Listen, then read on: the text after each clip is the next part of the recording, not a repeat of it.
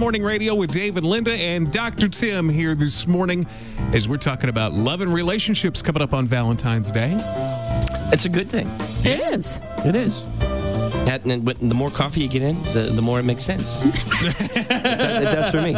Hey, what are the things that people really wrestle with? And again, a guilt-free drop. All marriages are going to go through times when it's not the way it's supposed to be, when you don't feel close, when it's not working the way it's supposed to work.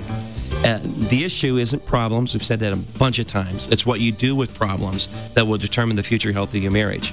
But here's what I found. There are a lot of everyday pressures that tear at love. When I work with couples in counseling, one of the first things we do is assess what's going on in the relationship. And I want them to step back, not step out of the relationship. And as they step back, first thing I want to look at is just tell me, what are the stressors going on in your life?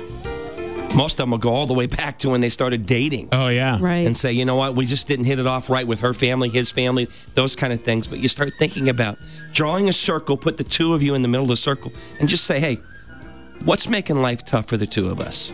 Mm-hmm. And what do you think the number one stressor is for couples today? I would think probably either finances or children. Yeah, but yeah. They come pretty money. close, I think. You're Money. right. It's money. Number one, when there's no money, it makes for a tough road, seriously. And couples war over it. I'll tell you, we did a live program last week, and you should have seen the phone calls coming in. And the money factor is basically out of control. We don't know how to talk about it. We don't know how to manage it. No. And the truth is, when there isn't any, it really isn't fun. Okay, now, that's just one. Yeah. That's just one. Let me throw in two more before we go to break, Dave. Do it. Hey, the second thing I put down was scripts from our past. We talked last week a little bit about love languages. If you're not connecting on love languages, love is never enough. You can be loving someone with everything you got, and it doesn't make sense. But the other side of that scripts piece of this, if you grew up with a painful past, maybe you were wounded in relationship in some way. One in three women have been sexually violated by someone they're supposed to be able to love or trust by age 18. Don't tell me that doesn't affect or infect the way they do relationships, how she perceives men in her life. You hear what I'm saying? Absolutely. You bet. And if you start looking at all the factors, these scripts that sort of work their way into how we do or don't do intimacy with other people, you can see it becomes a challenge.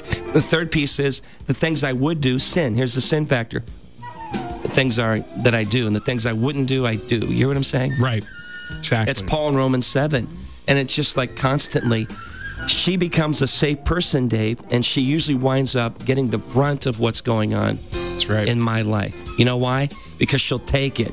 Or I think at least she'll take it. You hear what I'm saying? I do things and say things in a marriage that I would never do to a friend. I'd never do to a coworker. Are you kidding? They throw me out of my ear.